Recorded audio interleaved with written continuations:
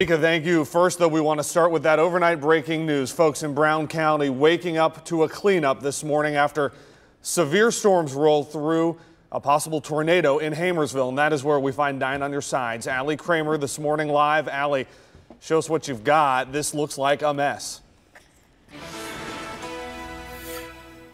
Good morning, Evan. It absolutely is. I've been talking with the fire chief this morning, and they are surveying what they think is possible tornado damage. They said that it came in fast and furious. Everybody I've talked to says it sounds like that freight train lasted for about 2 minutes and then went absolutely silent. That's when neighbors were able to come out and survey some of this damage here. You can see all of these tree limbs down here, and we said, you know, where did that tree come from? It actually came from across the street. That's where that tree was standing at one point. It then fell across 125 Main Street here in Hamersville and then landed on this car. So the entire road was blocked. They had to come over here with a bulldozer just to be able to move that tree off the road. Take a look right now at some of this video. We're talking with the neighbors and the owner of this car, and they explained to us a little bit about, you know, they knew the storm was coming. They never heard that tornado siren, even though they were under a tornado warning,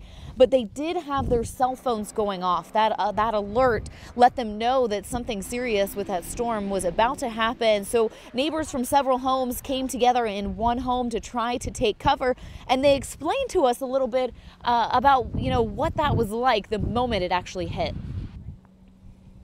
Like everybody says, is so surreal. It's like a train hollering, just a real loud, just screaming the whole time, like, ah, you know. And for about 2 minutes it lasted, and after that it was just real calm and quiet. And I come out to check on everything, and I came back in and told the wife, I said, oh boy, we lost our car.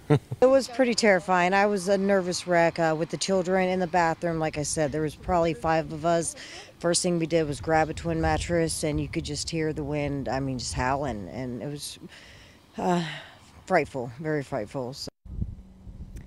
You know, she kind of explained to us, she said we had that twin mattress, a pillow, and prayers because they were just hunkered down. No basement in that home there. We have been talking a little bit with the fire chief and the crews that are working on some of the cleanup in this area. It ripped the roof off the old fire station. We're going to show you that video coming up here in just about 15 minutes. I've also been tweeting some of the stuff that we've been seeing, so you can find that at Allie Kramer on Twitter. But guys, what I'm really interested in is if and when the National Weather Service will be able to make it out here. I imagine after the sun comes up.